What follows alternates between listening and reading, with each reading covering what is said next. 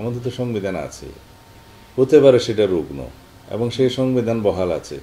সেই সংবিধানের উপর ভিত্তি করেই এই সরকার প্রতিষ্ঠিত হয়েছে, সাংবিধানিক প্রক্রিয়ায় প্রতিষ্ঠিত হয়েছে, রাষ্ট্র সাংবিধানিক প্রক্রিয়ার মধ্য দিয়ে চলছে, সংবিধান অনুযায়ী রাষ্ট্রের জুডিশিয়ারি চলছে, আইন কানুন চলছে, প্রশাসন চলছে। তো এই প্রক্রিয়ার সাথে সাংবিধানিক শূন্যতার প্রক্রিয়া মেলানো ঠিক হবে না।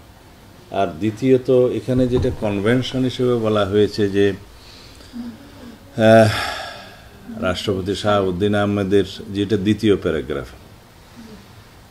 চিফ জাস্টিস থাকা অবস্থায় তিনি ভাইস প্রেসিডেন্ট হিসেবে শপথ নিয়েছেন, ভাইস প্রেসিডেন্টের শূন্য পদে। এইখানে বলা হয়েছে তিনি পদত্যাগ করে শপথ নিয়েছেন। এই তথ্যটা সঠিক নয়।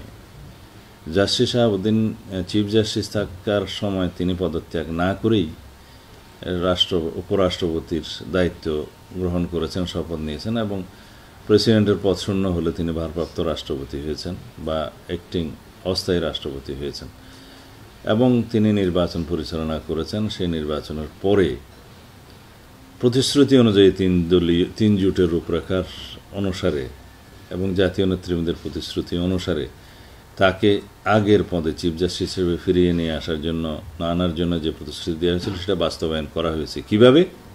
পরবর্তী জাতীয় সংসদে একাদশ সংশোধনী, সংবিধানের একাদশ সংশোধনী প্রণয়নের মধ্য দিয়ে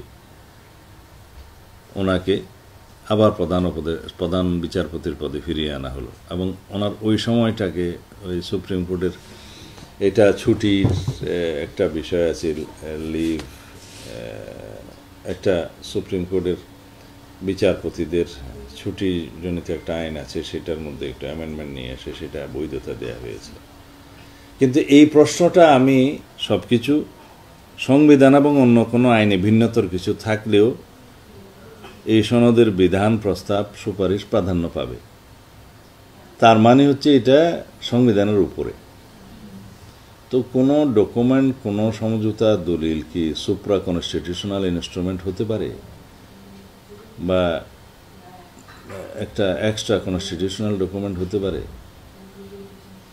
আমি এটাকে সুপ্রা কনস্টিটিউশন ইনস্ট্রুমেন্ট সে বলতে চাই, নট এক্সট্রা। তো সেটা হতে পারে না।